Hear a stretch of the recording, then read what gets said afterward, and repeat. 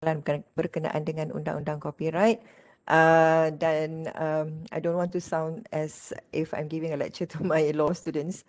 So I'm going to keep it as simple as possible, straightforward. And semoga kita semua mendapat manfaat and benefit from this particular sharing, ya. Okay. Saya nak ucapkan terima kasih kepada pihak FSKM kerana menjemput pihak Bitkom. And especially to Dr. Izzat. Terima kasih Dr. Izzat sebab arrange dan coordinate kita punya session hari ini. Dan semoga this is not going to be the last session on sharing of knowledge, especially on harta intelek, ya. Okay, right. So just let me share my slides, ya.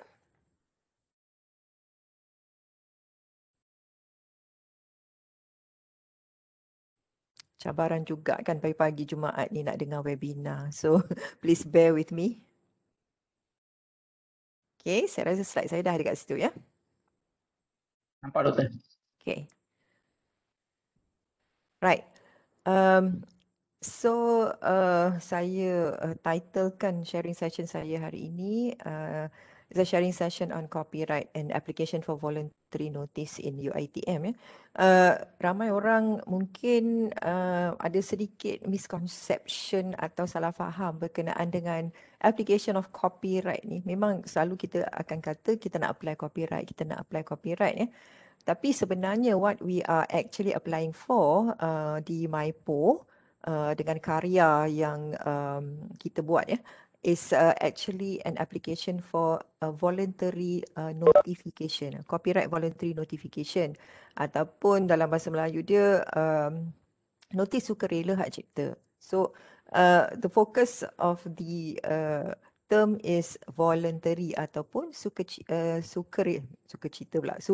bukan sukacita. Sukarela, voluntary is sukarela. Sukarela maksudnya there is no compulsory registration untuk copyright dia, sebab copyright ni subsistence dia atau kewujudan dia adalah secara automatik.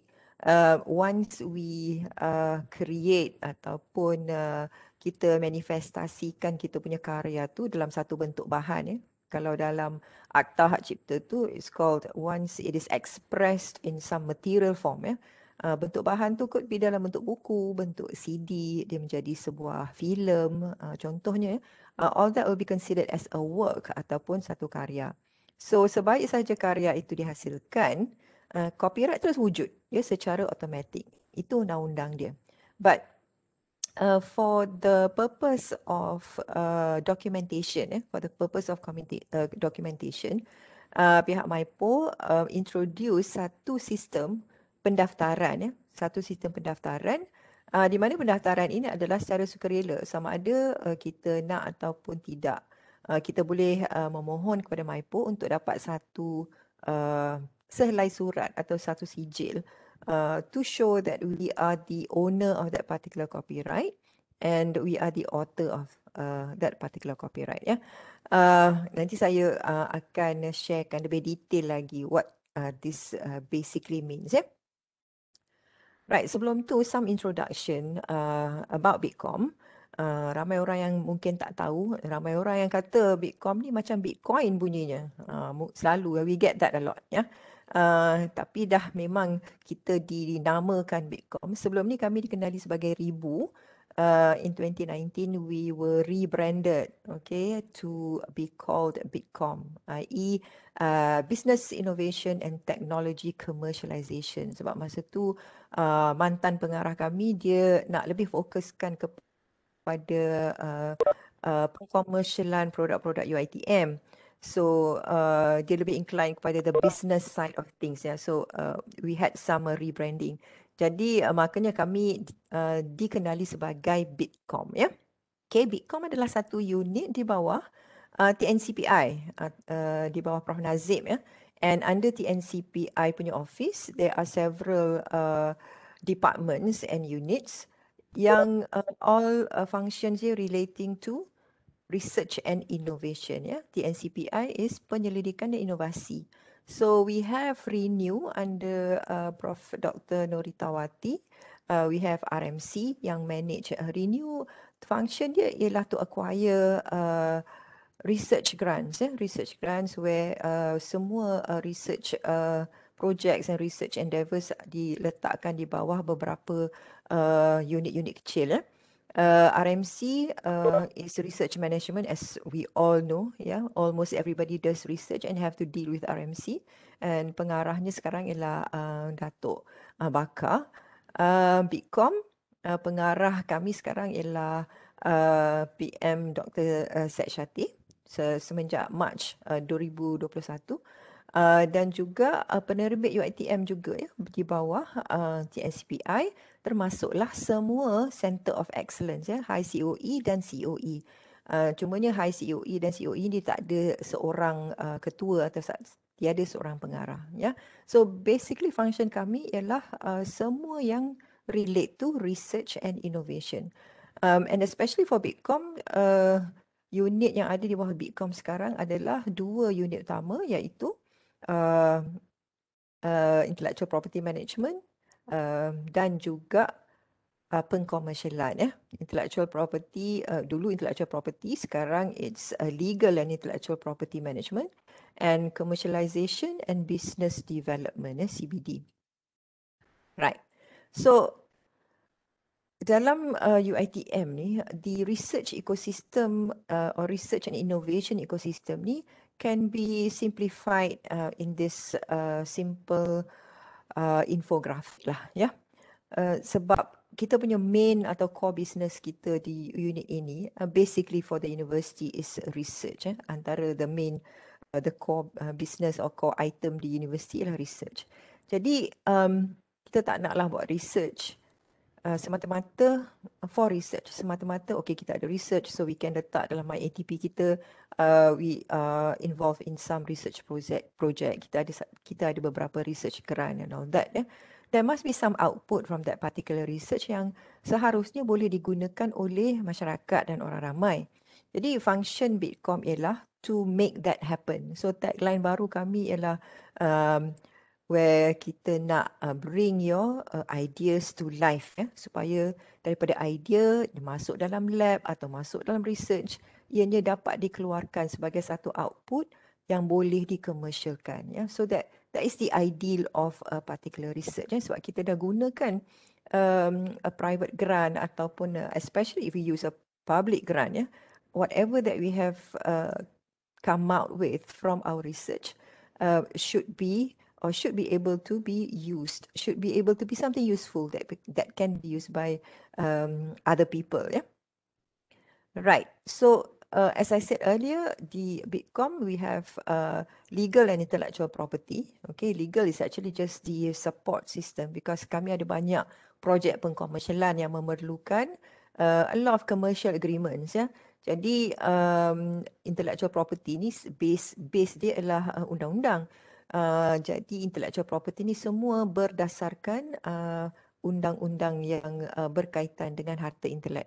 So the agreements that relates to commercialization, penjualan produk dan sebagainya diletakkan di bawah intellectual property. So now we are known as legal and intellectual property management. We used to have consultancy as one of our unit, but since 2021, seperti yang semua maklum, consultancy sekarang adalah di bawah the management of UiTM Technoventures Sdn Bhd, satu syarikat Sdn Bhd dimiliki oleh UiTM. So consultancy now boleh dikatakan telah diprivatekan lah. Telah diprivatekan, so it is run more efficiently in that sense lah. So sebelum sesuatu research output ni dijual, ianya harus dilindungi di bawah harta intelek so that ianya mempunyai satu nilai, nilai komersial. So if kita dah penat-penat buat research and suddenly orang ambil dan gunakan secara percuma je, mungkin ianya tidak berbaloi lah untuk kita membuat dan memerah otak kita untuk membuat sesuatu yang nak digunakan oleh masyarakat. So we should get some income or some returns out of the grants yang kita dah gunakan and also our intellect that we have used to come up with that particular product ataupun that particular work. Yeah. So the protection of those works or inventions are under intellectual property. Ya, barulah kita boleh jual dan barulah kita boleh lindungi produk atau karya tersebut sebelum ianya digunakan ataupun diambil oleh industri, oleh sesiapa yang memerlukan this particular product. Okay, right. So before we get into the main sharing hari ini, iaitu on hak cipta ataupun copyright, let me just make it clear that intellectual property dan copyright ini bukanlah benda yang sama, ya.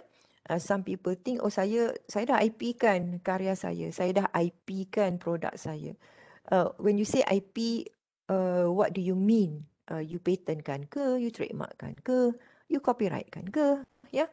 So each type of invention ataupun karya ni ada sejenis atau a specific perlindungan under intellectual property. So basically intellectual property is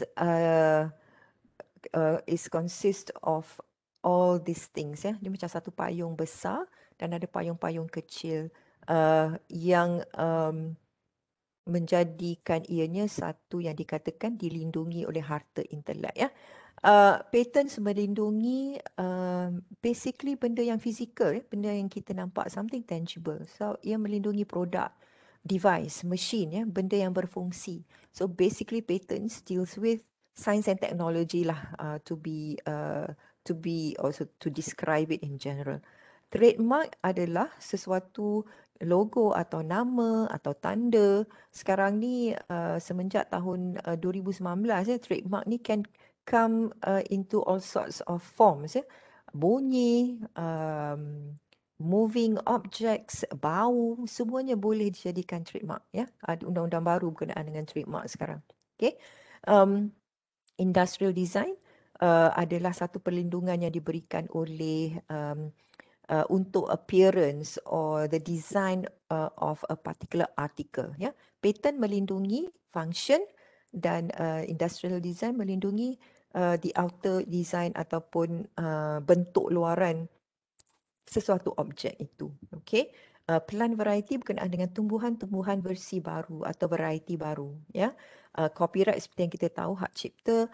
Geographical indication adalah petunjuk geografi, di mana sekiranya sesuatu produk atau barang itu datang daripada that particular geographical area.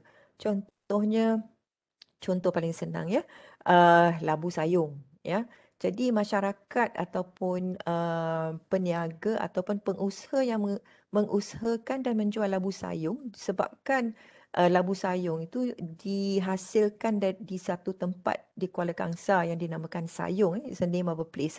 So geographical indication ni memang untuk sesuatu nama, ya. Jadi hanya orang yang menjual labu di Sayung boleh memanggil produk mereka labu sayung, ya.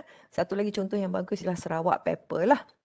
Kalau kita tanam lada hitam di Ipoh misalnya, ya, kita tak boleh gunakan ataupun menggunakan nama Sarawak pepper sebagai nama produk kita. Sebab Sarawak pepper ni famous, ya, famous for its quality and all that. So bila sesuatu nama tu dah famous, ramai orang nak ciplak nama tersebut atau menggunakan nama tersebut just to take advantage of the reputation of that particular name. So geographical indication is about that, ya. Integrated circuit atau layout of integrated circuit pun boleh dilindungi di bawah harta intelek dan juga confidential information ataupun trade secret, ya. Mungkin ada formulasi ataupun proses ataupun resepi yang is so valuable atau sangat-sangat bernilai, ya, dalam bisnes yang kita tak mahu orang lain tahu. So as the owner of that particular trade secret, kita nak melindunginya supaya only we know the secret. So bila orang lain tak tahu trade secret tersebut, dia tak bolehlah produce produk tersebut. So macam confidential information atau trade secret yang paling famous would be the recipe for Coca-Cola lah. Sampai sekarang orang kata it is a securely guarded secret. Ya. Dan all the IP yang saya telah bincangkan ni semuanya ada akta dia ataupun ada undang-undang di sebalik setiap harta intelek tersebut, kecuali confidential information ni dia tak ada undang-undang yang khas, tak ada akta yang khas.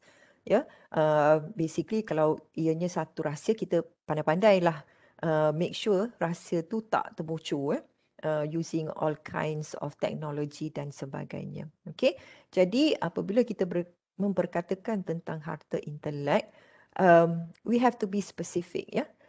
If we want to protect our product or our karya, what is the type of intellectual property that we are using. Okay, so today we're talking about copyright. So the rest of my slides would be purely on copyright. Yeah. Sekiranya ada peserta yang nak bertanya ataupun nak you want to stop me and interject, please do so. I don't mind. Mungkin sekejap lagi bila at the end of the presentation kita dah tak ingat pula apa nak tanya. And I think Dr. Izzat and Cik Azizi pun mungkin dah maklumkan you can actually just pose a question at the chat punya section dekat bawah tu kan. But kalau nak tanya sekarang pun boleh, tak ada masalah ya. Right. Jadi sebelum kita tengok ya apa itu hak cipta dan sebagainya, the first thing that we have to do is to look at our Dasar Harta Intelek UITM ya. So mungkin tak ramai yang tahu we have this particular document. We have this intellectual property policy of UITM edisi 2020. So it's quite recent ya. Whenever there is a need, we always update and amend this particular dasar. Okay. So dasar ni agak tebal juga. Then and you can actually access this from our website under menu IP tu. Tapi ada beberapa section atau perkara yang saya akan highlightkan dalam dasar ni. Okay. So dasar harta intelek ni yang saya nak highlightkan ialah kriteria asas dalam memohon perlindungan harta intelek. Now, this particular dasar all relates to harta intelek yang dimiliki oleh UITM ya. Dan di Bitkom kami menguruskan harta intelek yang UITM punya. Kami tak menguruskan harta intelek yang personal, not personal harta intelek yang pensyarah mohon. Bila pensyarah mohon kadang-kadang dia tak sedar bila dia mohon tu bukan dia punya ownership IP tu ya. Ownership is university Technology Mara. But let's see what can be owned by UITM, what cannot be owned by UITM in terms of lecturers work or staff punya work ya.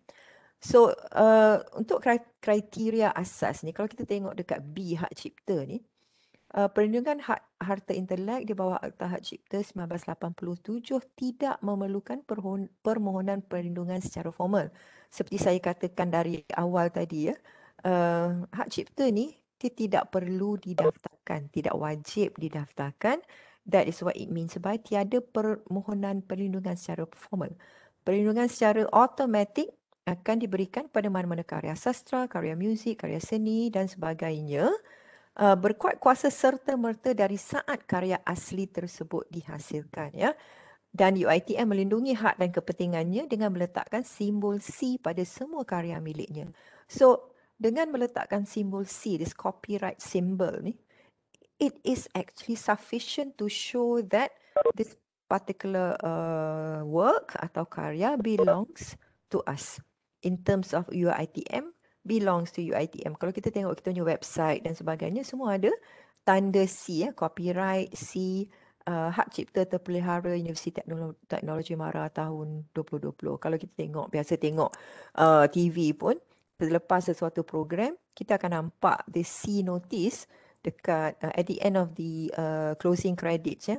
Hak cipta terpelihara TV3 dan sebagainya. That is just to show or to inform the public karya tersebut, filem ataupun drama yang telah ditunjukkan itu, hak ciptanya adalah dimiliki oleh seseorang dan seseorang itu ialah nama orang yang diletakkan selepas simbol C ni. Okay. So basically atau theoretically under the law, under Akta Akta Hak Cipta 1987, that is sufficient to show ownership. Right? Apa yang kita apply, seperti saya katakan tadi, hanyalah satu notis daripada MYPO, di mana MYPO akan letakkan karya kita itu dalam satu daftar satu database yang mereka simpan, ya. Now, tujuan notifikasi hak cipta ni untuk sebenar-benarnya, sebab kita kena faham harta intelek ni it's all about business, ya. Ianya sebenarnya digunakan oleh orang yang mempunyai satu perniagaan di mana dia nak protect atau dia nak lindungi produk ataupun karya dia daripada diciplak ataupun digunakan oleh orang ramai tanpa kebenaran. So that's why dia lindungi di bawah harta intelek. That is the tujuan of perlindungan harta intelek. But in terms of kita ni yang dekat UiTM ni, ya, kita apply notis hak cipta ni, especially untuk unit harta intelek ataupun untuk unit saya, ya. Kita perlukan notis ini sebenarnya sebagai bukti untuk audit MyRA. Ya, kita perlukan bukti audit MyRA sebab dalam MyRA punya assessment, ya, ada satu section iaitu section E di mana markah diberikan untuk harta intelek. Harta inteleknya ialah sama ada patent dalam section E1 dan juga selain daripada patent ataupun other IPRs, ya. Kita nampak nanti orang selalu sebut IPR. IPR maksudnya intellectual property rights. Jadi selain daripada patent ialah copyright lah, ya. Jadi sebagai strategi untuk mendapatkan sebanyak markah yang boleh untuk MyRA, kalau kita hantar kepada KPT, ya, atau kita submit untuk MyRA section E itu 300 notis atau notifikasi copyright, ya. Kita boleh dapat di total of marks, ya. Untuk section E ni ada cap, markah dia ada limit, ya. Jadi kalau kita hantar 300, kita akan dapat the maximum amount of marks for that particular section. Jadi itulah tujuan sebenar atau tujuan utama UiTM memohon untuk notis sukarela tersebut, ya. Pada dasarnya atau hakikatnya ianya untuk melindungi karya tidak diperlukan, ya, tidak wajib untuk dibuat, ya. So saya mohon semua peserta faham that particular concept kenapa kita nak. Of course, untuk beberapa karya yang hendak dikomersialkan, ya, ada beberapa fakulti di mana mereka telah create atau menghasilkan satu software ataupun satu sistem, ya. Fakulti pergigian dan juga fakulti perakaunan, ya. They've created or their lecturers have created satu sistem yang boleh sangat diperlukan dan boleh digunakan oleh industri dan juga universiti lain, ya. Jadi beberapa industri dan juga beberapa universiti sangat berminat terhadap sistem mereka ini. Jadi before kita nak jualkan sistem ni, kita dah memohon notifikasi, ya, sebab notifikasi ni kita enhance kita punya perlindungan sekiranya kalau sistem-sistem ini berjaya dijual dan telah diambil oleh orang. Mesti ada kontrak, ya, mesti ada kontrak between UiTM dengan syarikat ataupun badan yang membeli software tersebut atau sistem tersebut. So in any case where there is a breach of contract, katalah orang tu tak bayar atau katalah diciplak dan gunakan software tersebut tanpa kebenaran kita atau dia buat version lain, ya, tanpa kebenaran, then kalaulah kes itu pergi ke mahkamah, notis hak cipta tu boleh digunakan sebagai satu bukti yang mengatakan that particular hak cipta or copyright belongs to UiTM, ya. Itu kegunaan dia yang sebenar lah. Right? Tapi untuk perkara-perkara lain selain daripada untuk Mahirah dan juga selain daripada untuk ianya dikomersialkan, ya. Notis ini tidak perlu, melainkan kita nak, sekejap lagi saya akan tunjukkan, ya, kita nak meet KPI yang dipanggil sebagai PI79 yang telah diberikan oleh BTU, Bahagian Transformasi Universiti, kepada setiap fakulti PTJ dan cawangan. Ya. We'll come back to that in a bit. But saya cuma nak tunjukkan apa yang ada dalam kita punya dasar harta intelek. Ya. Satu berkenaan hak cipta, satu lagi berkenaan kan hak milik yang dituntut oleh UiTM. Ya. So generally dalam perkara 6.1A ni, dalam dasar ini, UiTM menuntut hak milik dan kepentingan mutlak dan sejagat ke atas semua harta intelek yang dihasilkan oleh staf UiTM di dalam urusan pekerjaan staf tersebut. Now, by virtue of the fact that kita ni adalah employee atau staf UiTM, ya, apa-apa hasil ataupun output yang kita hasilkan yang boleh dilindungi di bawah harta intelek, pemiliknya ialah UiTM. Sekiranya hasil tersebut adalah within atau dihasilkan di dalam pekerjaan kita, ya, urusan pekerjaan ataupun within our course of employment, ya. Itu memang undang-undang dia, kecuali ada apa-apa perjanjian, ya, yang kita buat dengan UiTM berkenaan dengan hak milik ni. Kalau tak ada, dan secara automatiknya apa yang kita lakukan ataupun karya, produk, ya, invention belongs to UiTM. Sama ada ianya boleh dipatenkan, dilindungi di bawah copyright ataupun dilindungi di bawah industrial design dan sebagainya lah. Jenis-jenis harta intelek yang saya inform tadi, ya. Jadi semua harta intelek yang direka cipta oleh staf UiTM di luar urusan pekerjaannya adalah menjadi hak milik staf, ya. So whatever that is owned by UiTM is only the products or the intellectual property that is created within our course of employment only. So apa-apa yang tak ada kena-mengena dengan pekerjaan kita, ya, kita buat kat rumah, kita tak gunakan apa-apa resources atau facility yang diberi oleh UiTM, yeah, then we can claim that that is our own intellectual property. So when we are the owner of that particular intellectual property, kita tak perlu meminta kebenaran daripada UiTM untuk menjual atau membuat apa-apa eksploitasi terhadap our particular intellectual property. Tapi ada caution kat sini, ya.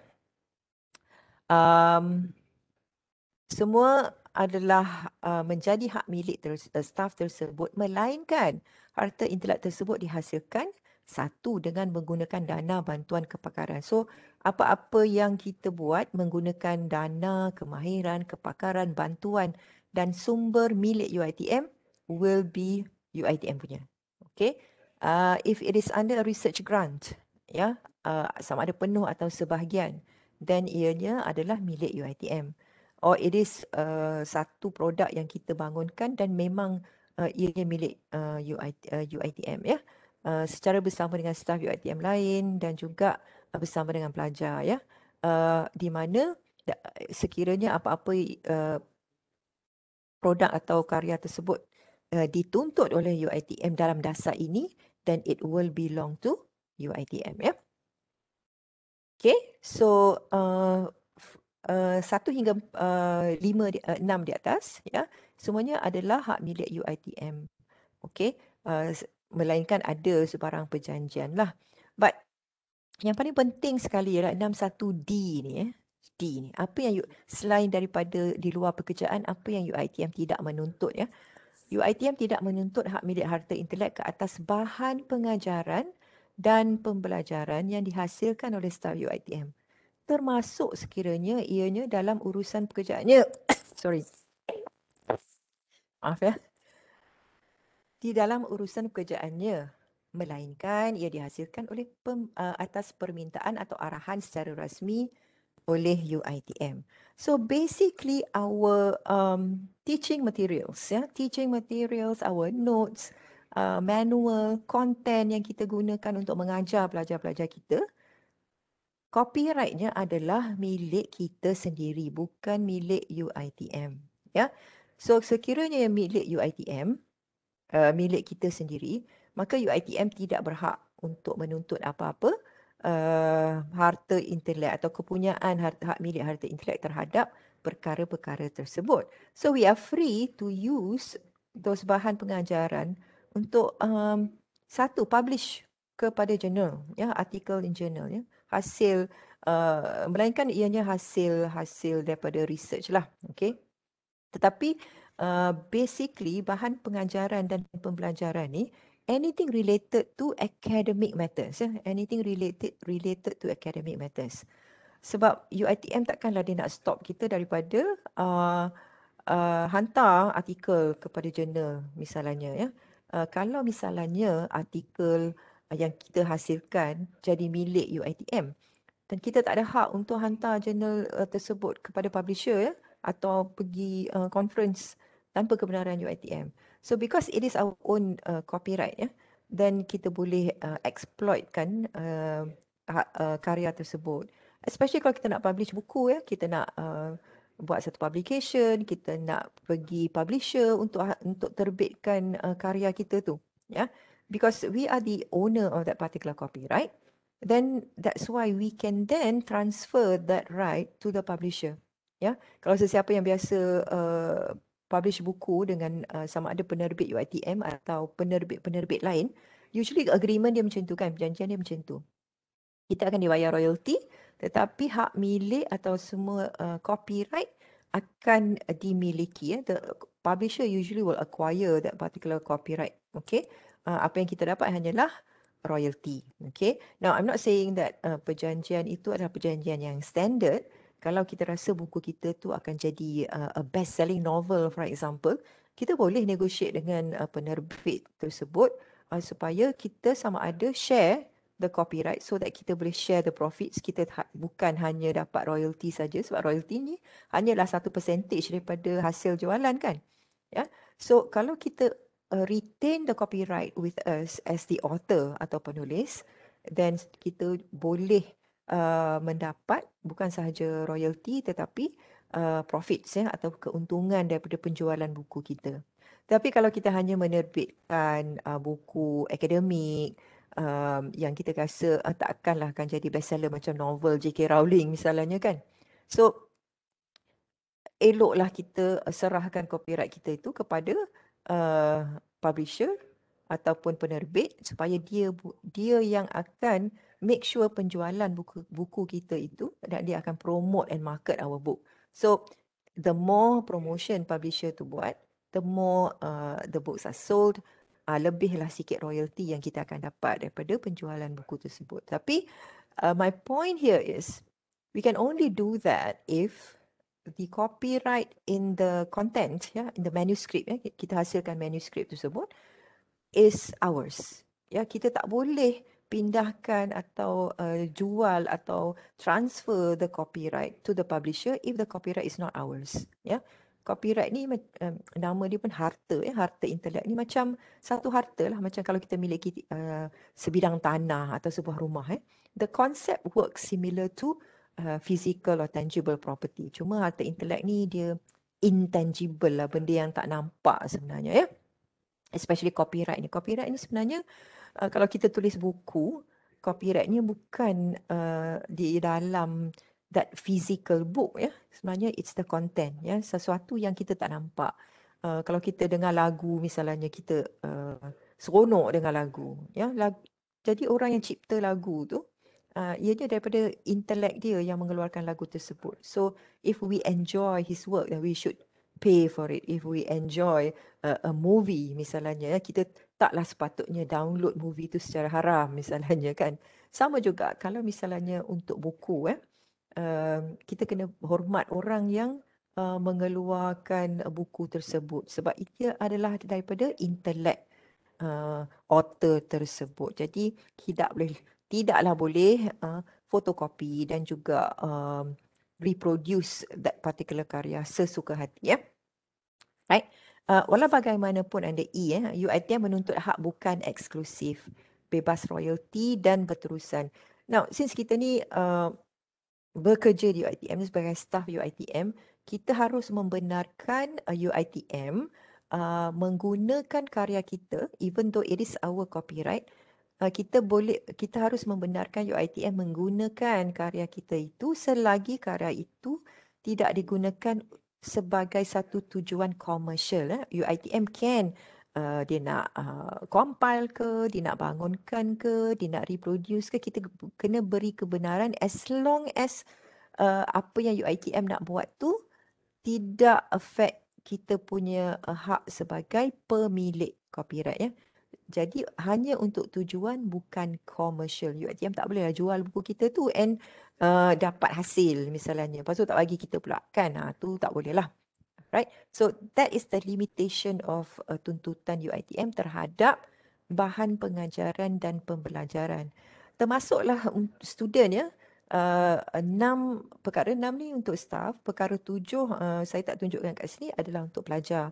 Jadi hasil bahan pengajaran dan pembelajaran pelajar juga sama ya. Ia akan menjadi milik pelajar tersebut, bukan UiTM ya, melainkan of course digunakan resources dan juga bahan dan juga fasiliti UiTM ya. Right. Okey, untuk copyright Copyright ni ada beberapa karya yang eligible for protection. Dia beberapa jenis karya ni terbahagi kepada beberapa jenis dalam Akta Hak Cipta. And the categories of work are literary works, musical works, artistic works, films, sound recordings, broadcast, derivative works ya. Dan di bawah setiap work ni adalah dia punya anak-anak dia lagi untuk mendefinisikan what is exactly the scope of protection that can be given for these particular type of works ya. So kebanyakan yang kita buat sebagai pensyarah adalah literary works ya. Nah, untuk karya-karya pensyarah FSKM misalnya, if it is a software or an app ataupun sistem ya, ianya semua dikategorikan sebagai karya sastra. Nama je karya sastra atau literary work sebenarnya definisinya adalah apa-apa saja karya penulisan ataupun apa-apa karya yang boleh disifatkan sebagai ada satu bahasa atau satu language. So computer language is considered as a language. So that's why a computer program is categorized as literary works. Or it's categorized under literary works ya. Jadi termasuklah apps dan sebagainya ya. Musical works, artistic works ni karya muzik, karya artistik, drawing, sketch, sculpture ya. Films would be movies, sound recordings would be bunyi-bunyian ya, apa-apa yang bunyi-bunyi yang direkodkan, termasuklah muzik ya. Siaran ya, broadcast ya, ramai orang buat podcast, ramai orang buat video lepas tu broadcast letak dekat YouTube misalnya. It is considered as a broadcast. So dalam satu karya yang dihasilkan mungkin ada beberapa different category of works in that one particular work ya. Derivative works are karya-karya derivatif ataupun penghasilan semula dalam bentuk lain. So katalah original work dia ialah literary, katalah sebuah novel dalam bahasa Melayu. Kemudian publisher ataupun pemilik copyright ni atau orang lain ya menerbitkan ataupun menterjemahkan novel tu ke dalam bahasa lain, bahasa Inggeris misalnya. Now that English version will have its own copyright ya. So that type of work is called a derivative work ya. It is derived from another original work, right? Okay, so these are some of the examples lah. Protection of original works. Dan saya nak tekankan works eligible for copyright protection ni must be original in nature. Ianya karya asli. Apakah maksud karya asli? Karya asli bermaksud ianya tidak ditiru. Ianya mestilah dihasilkan daripada skill, effort and labour. Dalam akta dia cakap macam tu ya. Skill, effort and labor of that particular author. Maknanya kalau kita tiru orang punya work, ya, tu tak ada effort dan tak ada labor. Mungkin ada skill lah, skill meniru je, right? That cannot be considered as an original work. So that particular original work, for it to be eligible for copyright protection, as long as it is not copied from somebody else, then ianya dikatakan sebagai satu karya asli sebab kita yang berusaha untuk menghasilkan karya tersebut, ya. Bukan senang nak hasilkan lagu, bukan senang nak hasilkan buku, novel misalnya, kena perah otak nak fikir macam mana kita nak hasilkan sesuatu karya. Now, copyright ni dia tak protect idea, ya. Karya ni mesti dihasilkan dalam satu bentuk bahan, ya. Barulah wujudnya hak cipta ni. Kalau setakat idea saja kan, kita ada idea, lepas tu kita cerita dekat kawan kita misalnya, ya, ada satu idea nak buat satu framework lah, satu research framework ni. So I rasa I nak buat macam ni. So you ceritalah dekat your friend. Sekali your friend ni ambil you punya idea tu dan dia buat, dia buat dan dia hasilkan, ekspresikan idea tersebut dalam satu bentuk bahan. Jadi you rasa siapa punya copyright? Copyright tu will belong to that particular person yang actually expresskan atau manifestasikan idea tersebut dalam bentuk bahan. Kita tak boleh saman dia and kata, you curi idea I, so I want to sue you for infringement of copyright. Tak boleh. Sebab apa yang ada dalam kepala kita dalam bentuk idea tu, lagilah tak nampak kan? Lagilah tak nampak. Jadi kita tak boleh claim idea. Ya, ideas are not protected under copyright. Only the expression of that idea. Okay? Saya harap jelas dan terang, ya. Okay? Selalu orang cakap, orang ni curi idea saya dan sebagainya. Right. Ini satu benda yang saya nak tekankan, ya. Subsistence of copyright ataupun kewujudan hak cipta ni.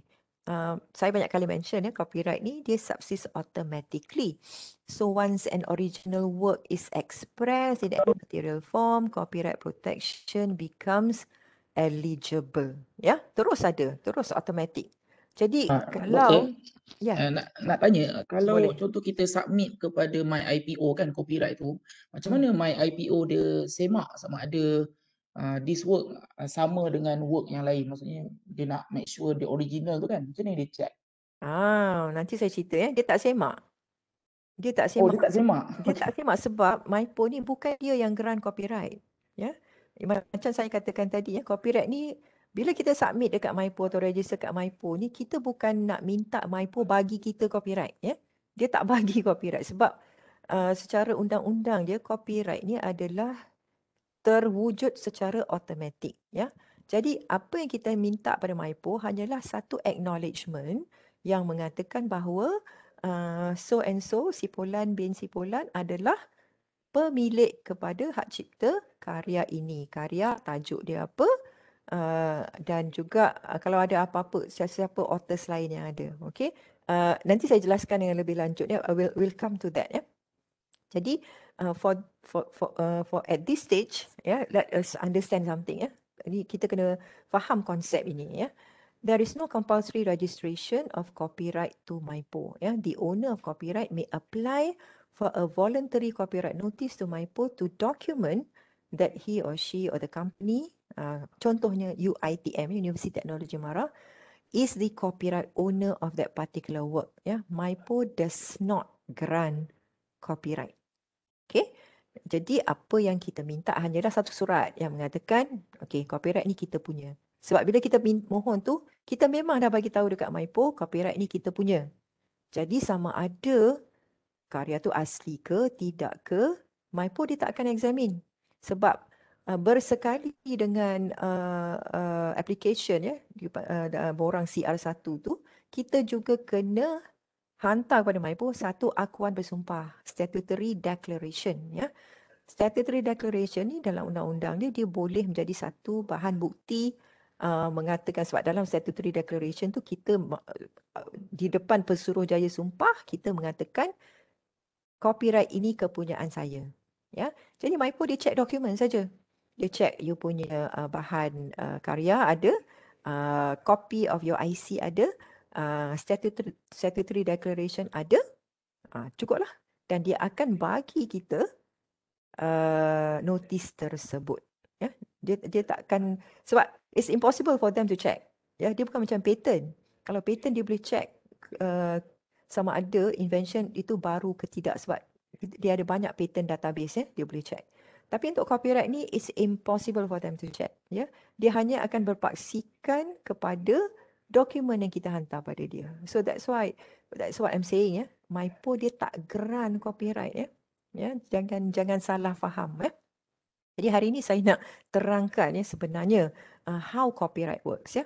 So the first owner, ya, pemilik pertama copyright ialah author, ya, penulis, right? Tapi seperti yang saya katakan dalam kita punya dasar harta intelek kita, ya, the ownership can be transferred by virtue of satu employment. Macam kita lah, ya. Mengikut dasar tadi, apa yang boleh dimiliki oleh UiTM dan apa UiTM tak boleh miliki, ya. Itu ada dalam dasar. And satu lagi, works for hire or commission work, ya. Kalau ada orang yang bayar kita untuk menghasilkan satu karya yang dilindungi oleh copyright, ya. So kalau dibayar kita, selalunya consultation atau consultancy project, ya. Dalam agreement selalunya pihak industri atau syarikat selalunya lah taklah semestinya, ya, selalunya kalau ada clause harta intelek kat situ, dia kata dia akan acquire sekali hak harta intelek. Jadi walaupun kita yang menghasilkan produk tersebut, sebab kita ni dibayar, it was for hire atau commission, then hak harta intelek tersebut akan berpindah kepada orang yang membayar. Ya, kecuali dalam perjanjian ni kita negotiate lah. Kita kata, okay, I know you are paying for this, but can we share the copyright? Or kalau kita, sebab kadang-kadang kita tak perlu pun nak copyright tersebut. Ya. Depends on the situation. Ya. Sama macam case publisher tadi lah. Ya, no agreement is cast in stone, ya. Agreement tu nama pun agreement, it should be agreed by both parties, ya. So there are a lot of negotiations that can be done until we reach an agreement. Okay, right. So bagaimana kita nak kata itu adalah hak milik, hak cipta tu kita punya. So as I said earlier, there is something called a copyright notice, ya. Copyright notice ni is just an indication ataupun satu notis untuk kita beritahu orang ramai bahawasanya saya lah pemilik copyright ini. Jadi sebelum sesiapa nak guna atau ambil atau nak tampal karya saya ni, silalah minta kebenaran daripada saya dulu. Okay, so this is the basic notification that we can actually give people lah. Jadi kalaulah karya kita tu satu karya yang kita rasa macam tak ada siapa pun nak copy, ataupun it's a research report ataupun satu something yang hanya digunakan secara internal, ya, maka kita tak perlulah nak mohon copyright notice kepada MIPO, sebab again it is a voluntary notification, ya. Kita tak perlu. Jadi kalau rasa-rasanya kita tak akan masuk mahkamah atau nak menyaman orang atau akan disaman oleh orang, ya, kita tak perlu untuk minta notis, ya. Ianya adalah sesuatu yang tidak wajib. Yep. Okay. Right. So ini dalam Akta Hak Cipta 1987, sebab program komputer program termasuk dalam karya sastra, selain daripada program komputer, semua yang listkan di bawah ini adalah termasuk di dalam definisi karya sastra. Nama je karya sastra, tapi ianya tidak memerlukan ada satu nilai sastra yang tinggi, ya. Sama ada karya tersebut elok ke tak elok ke, disukai ramai ke tidak ke, it's not relevant, ya. Tak kisah. Semuanya boleh dilindungi di bawah satu cipta orang yang menghasilkan karya tersebut, ya. Jadual penyusunan ni G ni, ya, database, ya. Database can also be considered as karya sastra. Alright. Now, sekiranya kita adalah owner atau pemilik karya tersebut, hak cipta tersebut, ya. So these are the rights for us to control, ya. Jadi perlindungan harta intelek ni semuanya berdasarkan satu filosofi, iaitu kita punya, ya. Harta intelek ni kita punya, jadi kita yang akan mengawal. Ya, it is within our control. Ya, orang yang bukan pemilik tidak boleh melakukan perkara-perkara di bawah. Pengeluaran semula dalam apa-apa bentuk bahan, reproduction in any material form. Orang lain tak boleh membuat penyampaian kepada orang awam. Sekiranya it's a speech, for example. Kalau copyright tu kita punya, orang lain tak bolehlah nak sampaikan, ya, tanpa kebenaran, ya. Selain daripada itu, pertunjukan, tayangan, pengedaran salinan kepada orang awam, ya. Kalau kita jual buku misalnya, kalau kita publisher dan orang lain tak bolehlah mengedarkan atau menjual buku tersebut, ya. Baru-baru ni ramai members of my faculty, fakulti undang-undang, they found out ada budak-budak yang, ataupun bukan budak-budak lah, mungkin orang lain ataupun ex-students ke, yang fotokopi buku mereka dan jual buku mereka di Shopee, ya. Ada yang menjual salinan RM1 satu naskah. Agak sakit hati jugalah kan bila itu berlaku. Penat kita buat buku tu kot. Right? So inilah tujuan hak cipta, ya, perlindungan di bawah hak cipta, supaya we have a right to take some legal action atau take some action against orang-orang yang memperlakukan atau mengeksploitasikan karya kita tanpa kebenaran kita. Okay, so apa-apa tujuan komersial, especially tujuan komersial, sekiranya ianya dilakukan, mestilah mendapat kebenaran daripada pemilik hak cipta tersebut. So that's the whole idea of copyright protection. Okay, so berbalik kepada sekiranya kita menghasilkan sesuatu karya yang dimiliki oleh UiTM, ya. Jadi kita boleh apply copyright notice application melalui sistem IRMIS, di mana unit kami yang akan memproseskannya. Okay. So kalau kita buka sistem IRMIS ni kita tumpang sistem RMC, ya. Sebab kita kan adik-beradik kan. Jadi tumpang sistem IRMIS ni untuk application copyright. Ada copyright saja kat dalam sistem IRMIS ni. Sedikit masa lagi akan ada satu sistem baru di mana semua harta intelek akan berada di dalam satu sistem baru, ya. Jadi buat masa ini list of IP application ni hanya ada copyright lah. So di dalam copyright ni ada copyright guidelines. Okay. Dalam copyright guidelines ni kami menerangkan, ya, apa yang diperlukan di dalam this particular application.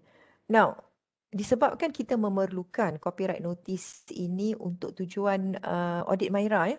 Jadi that's why kita buka apa-apa sahaja karya di bawah dasar harta intelek yang dimiliki oleh UiTM tadi dimohon oleh pensyarah. Okay.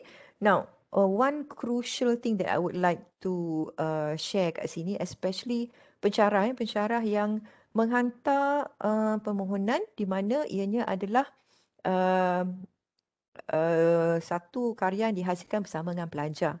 Jadi mengikut polisi kami, sebab kita hanya apply permohonan notis ni sekiranya pemohonnya atau authornya ialah staff, ya, bukan pelajar.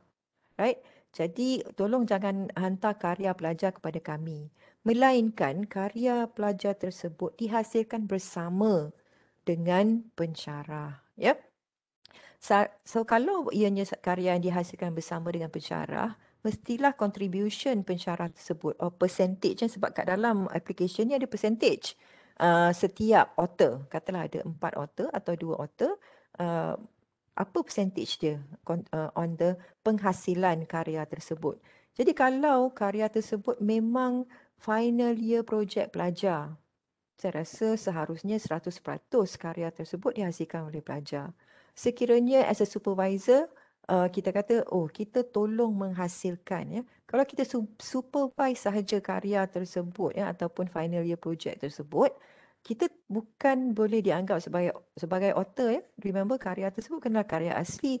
Apa yang dikatakan sebagai karya asli ialah di mana author tersebut menggunakan skill, effort and labor dia untuk menghasilkan karya tersebut ya.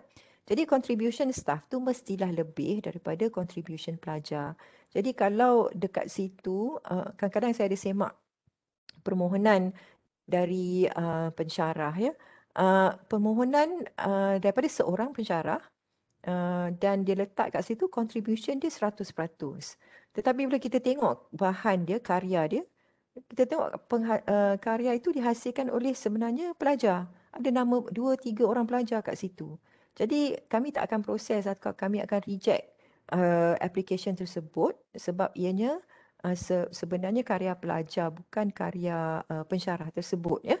So kalau misalnya ianya dihasilkan bersama dengan pelajar, maknanya pelajar tu adalah author juga ya. Jadi nama pelajar tersebut perlulah disertakan sekali sekiranya ianya adalah dibuat bersama dengan pelajar ya.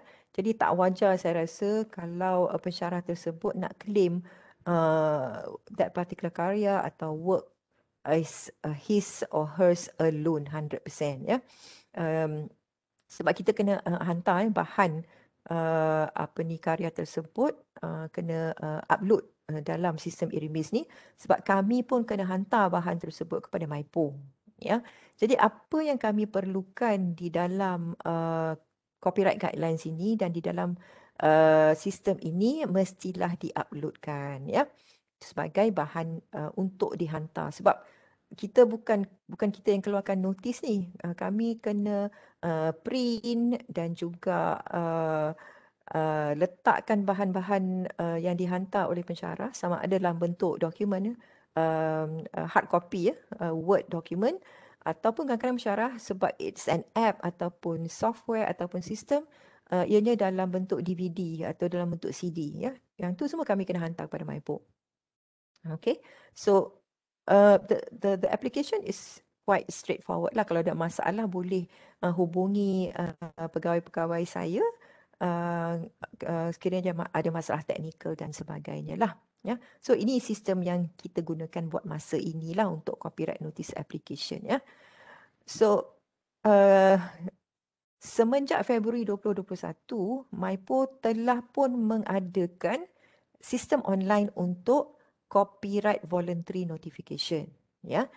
So kita kalau nak hantar sendiri pun boleh melalui sistem online yang telah dihasilkan oleh MYPO ya. Itu untuk sebaiknya untuk karya-karya kita yang kita miliki lah, bukan karya-karya milik UiTM ya. Kalau karya milik UiTM it's best if mohon melalui sistem IRMIS, biar kami yang uruskan ya sebab kami kena simpan data tu dan juga nanti kena buat reporting data tu kepada BTU kemudian ya. Jadi kalau ada pensyarah yang buat secara sendiri dan tak maklumkan pada kami, nanti mungkin ada under reporting untuk your faculty misalnya ya. So sebaiknya hantarlah melalui sistem IRMIS tersebut. Tetapi as an individual, for your personal copyright, sekiranya kita rasa kita perlu nak mohon copyright voluntary notification ni, boleh masuk sistem IP online MYPO ni sebab dia ada untuk patent, trademark, industrial design dan sebagainya, termasuklah copyright voluntary notification ya. Tapi dokumennya kita kena buat sendirilah, macam akuan bersumpah semua tu kita kena buat sendiri dan upload dalam sistem MYPO ni. Tetapi unfortunately saya nak inform kat sini lah. Saya difahamkan ya, orang MYPO ada memberitahu saya sistem copyright diorang ini ada masalah teknikal sedikit. Jadi mungkin kita lambat sikit lah mendapat surat ataupun notis copyright notice ni. Kami pun dah hantar 130 application ya. Masih tak dapat apa-apa notis lagi. Selalunya cepat, within 1 month kita dah dapat. Tapi sebab mereka menggunakan sistem baru ni, mereka mohon maaf dan mengatakan ada masalah sikit ya. So please bear with them lah. Okay, ini adalah fee ya. Notis ni bukan percuma. Jadi especially untuk compact disc dan sebagainya, RM30. So paling-paling murah satu application yang kita hantar kalau dalam bentuk dokumen ya, adalah RM25. Campur dengan sijil. Sekarang sijil adalah wajib. Sijil tu RM50 ya. Sijil ni, sijil CR5 ni sekarang ni adalah sesuatu yang wajib. Jadi kena bayar RM50 pula. So per application minimum is RM75 that kita kena bayar ya. Kenapa saya nak cakap pasal kos ni? Sebab kos untuk notis copyright ni dah menjadi mahal ya. So ini flowchart dia untuk kita punya copyright application flowchart. Yang ni pun boleh diakses ataupun boleh tengok dalam Bitkom punya website. Dan setelah kita dapat notis, inilah bentuk notis ni. Notis pemberitahuan hak cipta, ada nombor dia dan juga ada nama karya, tajuk dan juga pemunya. Kita tengok sini pemunya Universiti Teknologi Mara ya. Dan sekarang ni MYPO mewajibkan pembelian sijil. Okey. Kita akan dapat sijil macam ni ya. Lebih kurang je dia punya information kat dalam sijil ni dengan surat ni. Tapi saya tak tahu kenapa MYPO dah wajibkan pula sijil. Dia orang pun nak cari income juga. Right? So itulah hakikatnya ya. Jadi untuk PI79 ya, untuk fakulti FSKM, saya tengok yang di PTU bagi target untuk other IPRs ya, bukan patent ya, maknanya copyright lah, adalah 17 untuk tahun ini. Dan kami dah terima 9 application. Okay. Jadi saya rasalah sebaik-baiknya mungkin Dr. Izzat ataupun your committee ya, mungkin boleh boleh saring dulu apa application yang nak dihantar. Kalau tak nak saring pun tak apa. I think it's up to your faculty lah. Right? Dan ada 9, jadi mungkin kita perlukan 8 lagi lah untuk kill your KPI for this year ya. Jadi my advice is when you want to send a particular permohonan ya, make sure that permohonan tersebut ataupun tajuk dia tu adalah satu tajuk yang reflecting of research ya, research punya title. Sebab kita nak gunakan notis ni untuk Maira seperti yang saya katakan tadi.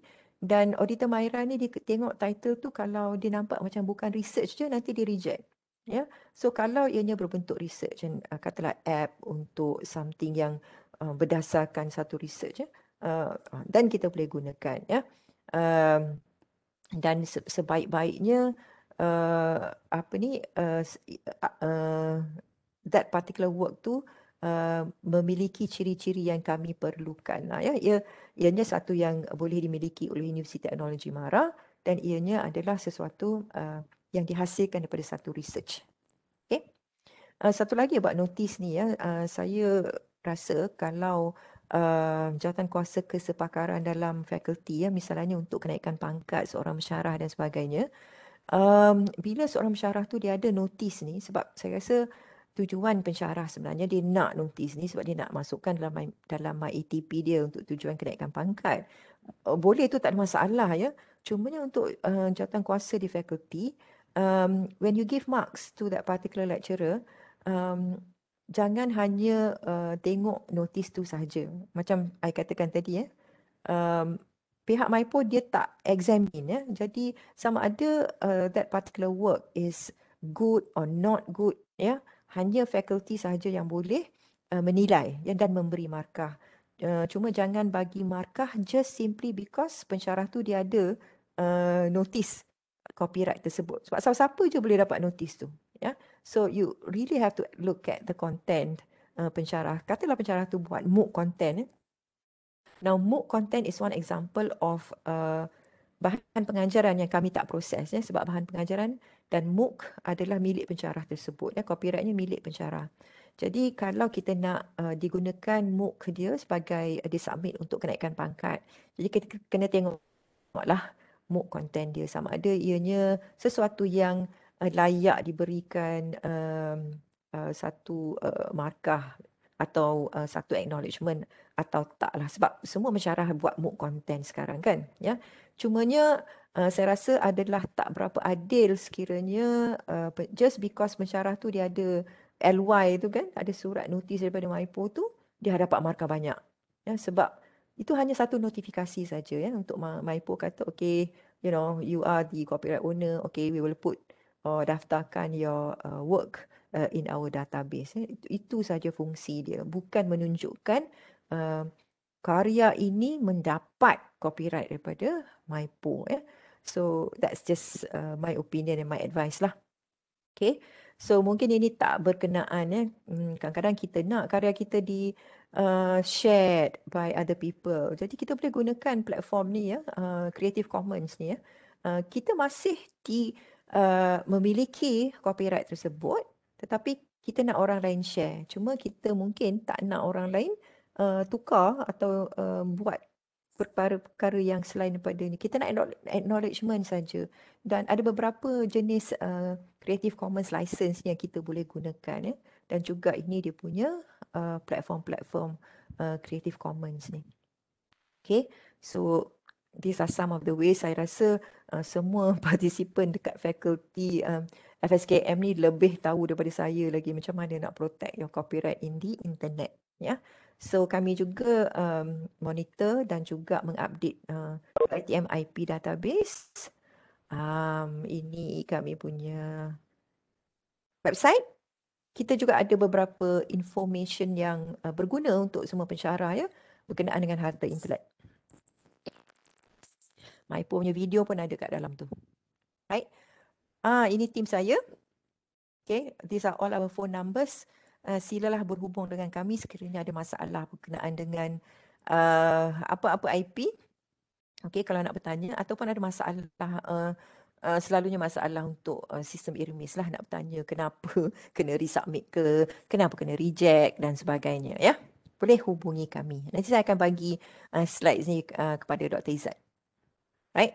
So ini adalah satu copyright notice yang saya rasa from now onwards kita boleh buat kot untuk apa-apa konten yang kita hasilkan, yang kita akan upload dekat internet, kita nak bagi student dan sebagainya, kita nak upload kat YouFuture ya.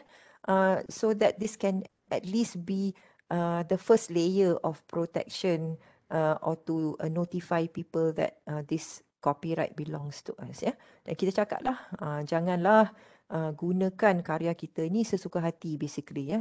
Do not reproduce it or put it in any other platform. Yang itu saya selalu bagi amaran atau caution kepada pelajar-pelajar saya. Sebab yalah kadang-kadang kita tak sedar saya rasa macam ada beberapa kali juga saya tengok tiba-tiba slide saya ni ada pula jumpa dekat slide share ya. Kadang-kadang kita cari bahan, kita nampak bahan kita. Rasanya kita tak letak kat situ. Itu mungkinlah kerja student kita ya. So saya rasa that is the end of my presentation. Sebenarnya saya nak cakap dalam masa sejam je sebab it's only about copyright kan. Tapi saya nak ucapkan terima kasih banyak-banyak sekali lagi kepada FSKM dan juga Dr. Izzat and his team. Dan sekiranya ada apa-apa soalan yang ditanya dipersilakan. Dan saya harap ianya bermanfaat dan menambahkan pengetahuan kita ataupun understanding kita about especially about copyright lah. Sekian, terima kasih. Terima kasih banyak kepada Dr. Farizah. So kita buka soalan kepada floor kalau ada nak siapa-siapa nak bertanya. Kalau saya ada satu soalan nak tanya berkenaan dengan sistem IRMIS tu. Silakan. Kalau kita submit copyrightnya application kan dia ada status, tak silap saya. Satu verify, betul satu lagi submitted to my IPO dengan satu lagi complete kan. Kalau verify tu maksudnya tak hantar lagi kan? Verify tu maksudnya itu stage pertama ianya diluluskan. Maknanya kita terima your application, okay, maknanya dia verified. Sebab dalam mula-mula dia ada verify, resubmit ataupun reject kan. Kalau reject atau resubmit kita akan bagi komen kat situlah, mungkin ada dokumen tak cukup, mungkin karya tersebut tak sesuai untuk dimiliki oleh UiTM dan sebagainya, itu reject lah. Tapi kalau verify tu maksudnya kita tengah prepare untuk dokumen tu dihantar kepada MyPo. Kalau dokumen tu dah dihantar kepada MyPo, jadi status dia akan jadi send to MyPo. Kalau kita dah dapat notis daripada MyPo, itu barulah complete. Ya, jadi notis dan sebagainya selalunya staff saya dia akan email kepada pensyarah berkenaan, ya, ketua projek lah selalunya kita email. Lepas tu kita akan upload notis tersebut so that pensyarah tu dia boleh download je daripada sistem. Melainkan kalau you nak hard copy ataupun you nak sijil, kita boleh kalau ada sijil kita boleh collect daripada kami atau kita boleh postkan lah kalau untuk staff cawangan. Kalau dah verified tu maksudnya everything clear lah kan? Tak ada masalah kan? Betul. Betul Cik Azizi. Okay, kita buka lagi soalan lain kepada peserta lain. Okay, Dr. Fariza, saya Dr. Izzat. Saya Dr. Izzat. Baru kita bertemu di alam maya. Kalau tidak ada SMS saja kan. Ada soalan, ada beberapa soalan lah kan nak tanya. Cuma tak kita nak settlekan copyright tu. Untuk copyright bila kita dah submit, berapa lama masa yang diambil? Lama tak? Okey, dalam infografik tadi tu ada dia punya timeline dia. Selalunya macam ni sebab kita dapat application banyak, kita dapat application banyak dalam sistem. Jadi selalunya setiap hari Jumaat saya akan check, staff saya dan staff saya akan check, kecuali ada katalah pensyarah tu dia perlukan surat bila sebab once verify dia akan auto generate satu surat penerimaan Jadi kadang-kadang sistem pensyarah ni dia nak cepat. Jadi kalau nak cepat tu tolong maklumkan pada kami lah that you nak cepat, then you nak gunakan untuk for whatever reason lah. Jadi kita akan tengok, dan kalau kita tengok semua okey, kita akan verifykan serta-merta lah. Okey. Untuk yang lain dia ikut batch lah. Okey. Untuk tahun ini kita hantar paling banyak kita hantar 60. Kita dah, macam saya katakan tadi, kita dah hantar 130 sebab walaupun MyPo dah ada sistem online dia, sistem online tu hanya sesuai untuk digunakan oleh individu. Bila untuk kami di Bitkom ni, kita nak online banyak-banyak nak sangat tak sesuai. Dan untuk upload pun saya tengok dia punya sistem tu hanya setakat 1 MB je. Kalau you ada video ke dalam CD ke, still you kena hantar hard copy. Jadi saya hubungi pihak MyPo, dia kata dia orang masih menerima hard copy lah. Jadi untuk tahun ni ada kelewatan sedikit disebabkan oleh MCO dan sebagainya. MyPo bila MCO dia tak buka kaunter dia Jadi proses tu saya rasa akan makan masa yang lambat. Dan saya tak boleh nak cakap lah untuk tahun ini bila kita akan start dapat notis. So at the point of verification, selalunya cepat je kita sediakan dokumen tu dan kita hantar pada MyPo. At one time MyPo tak buka masa bulan Februari kami kena hantar by courier pula satu kotak application. And even then patutnya by April ni kita dah dapat dah notis untuk the first batch yang kita hantar tu, tapi kita masih tak terima lah. Selalunya dalam masa 2 bulan lah kita boleh dapat notis. Masa dia buat tak ada sistem tu lebih cepat. Ada sistem ni dah lambat pula. Saya pun pelik. Itu beyond our control lah Dr. Izzat. Saya tak boleh nak sebab MyPo yang keluarkan notis tu kan. Kami dah tanya banyak kali dah. Maksudnya dari pihak IPO tu 2 bulan lah maksudnya kan? Selalunya lah. Tetapi kan kalau kita hantar sendiri, maknanya ada pensyarah daripada cawangan kadang-kadang dia hantar sendiri. Kalau 1 atau 2 dapat cepat. Dalam sebulan boleh dapat dah. Sebab bila kita hantar banyak-banyak tu dia nak proses lambat sikit lah. Okey. Kemudian semuanya bila Dr. Izzat, semuanya bila sebab kelewatan tahun ni jadi kita nak verify pun kita kena ikut turn lah. Tapi kalau nak cepat nak surat, inform kami. Kita akan verifykan segera. Okey. Kemudian nak inform Dr. Fariza, yang kebanyakan partisipan ni yang kami pilih yang berpotensi daripada projek FYP dia. Okey. FYP projek lah. Kan kemudian Dr. Fariza ada mention tadi, kalau untuk kita nak masukkan projek FYP, kena masukkan nama pelajar, kan? Ya, betul. Sebagai author. Yep. Satu lagi requirement dia punya percentage tu mesti banyak kepada staff. Betul. Staff. Jadi macam mana tu kita nak count team dengan student ke, sebab itu karya student, kan? Macam ni dah. Okey. Saya rasa macam ni dah, saya bagi cadangan supervisor atau pensyarah ya. Pertama sekali fakulti kena pilih karya yang betul-betul fakulti rasa ianya sangat berpotensi untuk dikomersialkan. Dan kita kena bawa sekali, selalunya student tu pun yang tahu macam mana nak buat produk tu kan. Jadi kita perlukan student tu punya input kan untuk menghasilkan atau mengkomersialkan that particular system ke, software ke, app ke. Dalam on paper kita letaklah mungkin supervisor tu atau nama dekan ke, atau selalunya supervisor lah. Katalah 60%, student 40%, ikutlah pecahan berapa ramai student tu kan. Jadi kita akan terima. Jadi bila katalah this particular product dikomersialkan dan kita dapat income, seharusnya lah kita kena share income tu dengan student yang menghasilkan. Jadi macam mana pensyarah atau fakulti nak share the distribution of the income, terpulanglah pada fakulti mengikut contribution student tersebut. Kita kena be fair to them lah. Jadi for the purpose of nak apply notice tu, kita letak dululah pensyarah tu punya contribution lebih besar. Macam tu lah. Lagi satu kan, sebab FSKM dah ada 9 kan, jadi kita perlukan 8. Dan disebabkan kos notis ni dah mahal, maka pihak kami hanya akan membiaya jumlah notis yang dimohon mengikut KPI yang BTU bagi tu. Jadi kalau FSKM punya tadi 9 tu, maka kami akan proses hanya 9 permohonan lah. 9 pula, 17 dia. 17 permohonan lah untuk FSKM.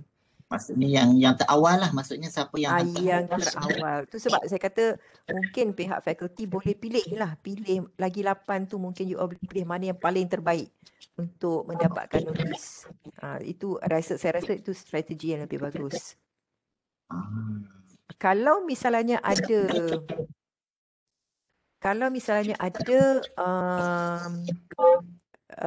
selain daripada 8 ni tadi ada lebihan, ya, kalau kami tak biaya, mungkin fakulti boleh keluarkan bajetnya lah, ataupun pensyarah sendiri. Itu pulanglah. Okay. Tapi buat masa ni kita buat apa yang KPI, target KPI BTU bagi tu dululah. Okay, maksudnya lagi 9 ke 8 tadi, lagi 8 lah kan, lagi 8. Lagi 8. Nanti kalau lagi 8 proses kita terima, kira cantik lah FSKM dah meet 100% BTU-nya target tu. Kalau kita apply dalam bulan ni, maksudnya cuba siapkan dalam bulan ni, insyaAllah nanti lagi 2-3 bulan akan dapat lah kan. Dia boleh ni. Betul. Kita akan kira bila kita dah hantar pada MyPo. Jadi kita akan hantar kepada BTU data semua yang kita dah hantar untuk MyPo proses. Okay. Maksudnya dikira yang dihantar ke MyPo, KPI tu? Yep, betul. Okay. Alright. Ada soalan dari Eli Harun. How about cases where application put student percentage higher than the SV as to reflect the weight of karya as presented just now? So kalau percentage tu student yang lebih. Okey, saya jawab yang atas video tak dibuka tu, ya. Bila saya present slide memang saya tutup video, sorry ya. Saya tak tengok tadi. Okey, mana dia? Eli Harun. How about cases where applicant put student percentage higher than the SV? So kalau application yang student punya percentage higher than SV, kita tak proses. Ya, kita akan reject dan kita akan komen kat situlah the contribution of the staff must be higher. Okay. Dan sebab yang kita proses hanya sebenarnya sebenar-benarnya sepatutnya yang kita proses hanyalah permohonan daripada staff, bukan permohonan daripada student. Ya, sebab student saya rasa dia tak boleh pun ada akaun Irmis tu. Akaun Irmis hanya untuk staff dan mungkinlah kita bagi RE kita ataupun student kita untuk isi sistem Irmis tu. Tapi kadang-kadang student ni dia tak baca guideline kita tu. Ya, dia isi je. Dekat guideline tu memang kata contribution kena lebih daripada staff lebih daripada student. Now, kalau kita tak terima dan kita kata itu karya student, sebaiknya copyright tu dimiliki oleh pelajar lah. Ya. Dan pelajar boleh kalau dia nak apply copyright notice tu sendiri kalau dia rasa diperlukan lah.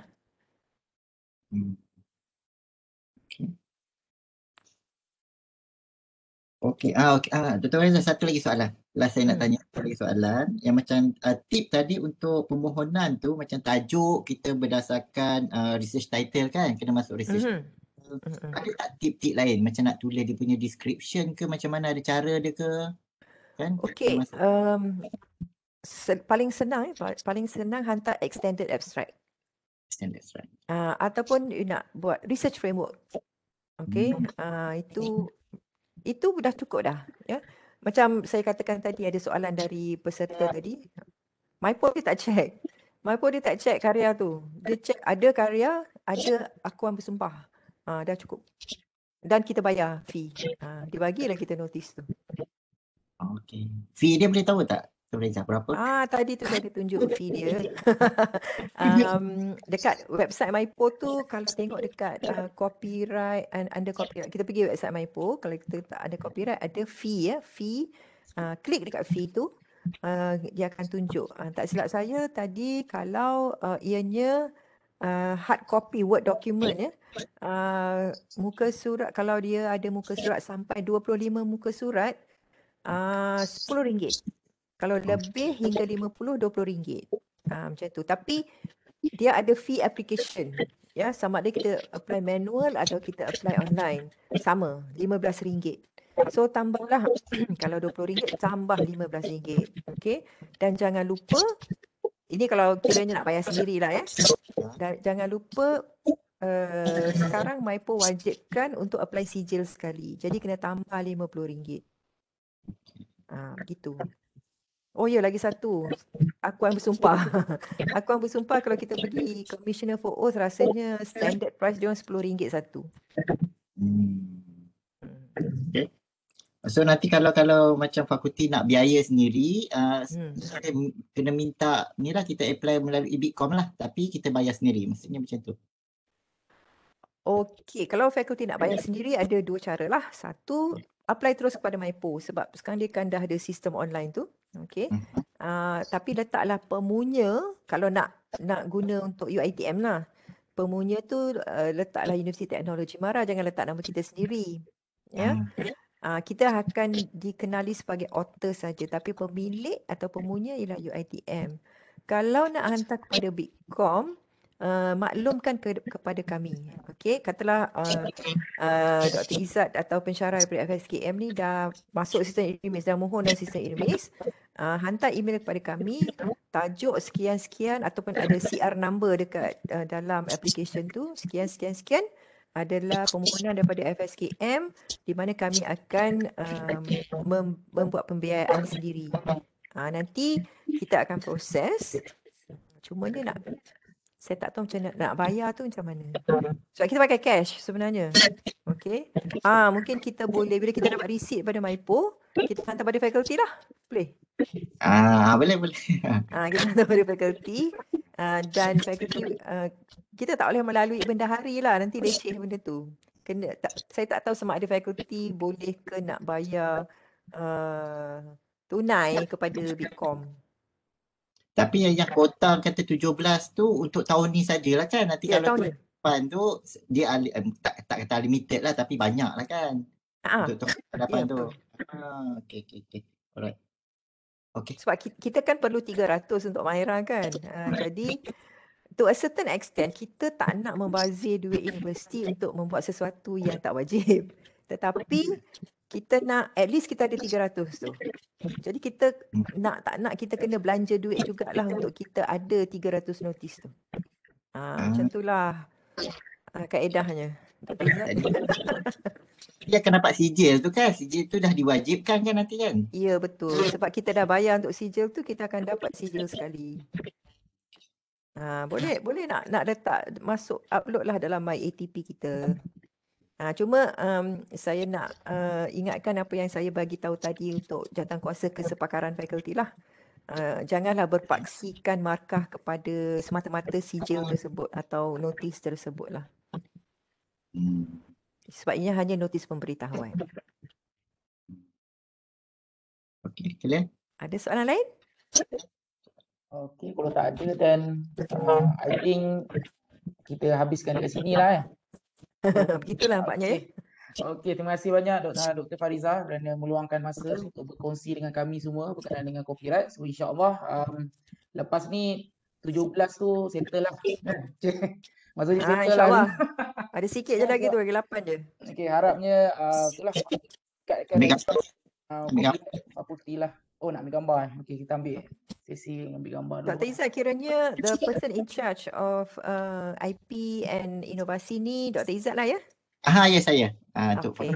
Dia bawa PJI tapi yang saya PJI lah. untuk PI tu. Okey. Oh, untuk PI Dr. Izzat Okey, ambil gambar dulu. 3 orang saya rasa mungkin FSKM banyak potential lah untuk pengkomersialan sistem, software, apps dan sebagainya kan? Betul. Tapi apps tu mesti kena complete kan, Dr. Fariza kan?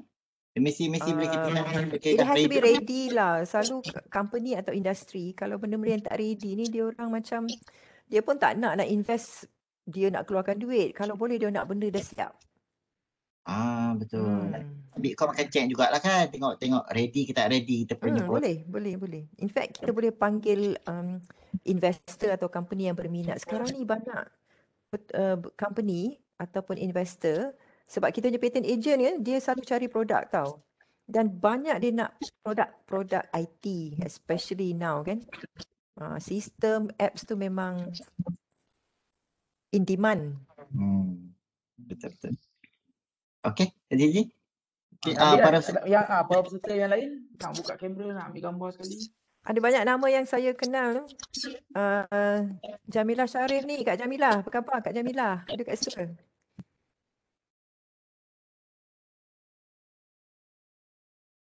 Hai Fariza. Hai. Nuraini mana pun saya kenal. Hai Kak Fariza. Hai. Baik Fariza, khabar baik. Apa khabar? Alhamdulillah. Fariza, I'm your senior. MRSM. Siapa tu? Nur Hayati Abdul Hamid, Kak Yati. Oh, Kak Yati. Apa khabar? Tengok jumpa senior semua bagai kat sini. Junior ada, senior ada. Kak Keris. Okey, Azizi, gambar. Okey. 1, 2, 3. Alright. Okey. Alright. Thank you. Terima kasih banyak-banyak. Assalamualaikum. Terima kasih Doktor. Terima kasih FSKM. Jumpa lagi Liz. Tak kat checkpoint. Apa besar ni?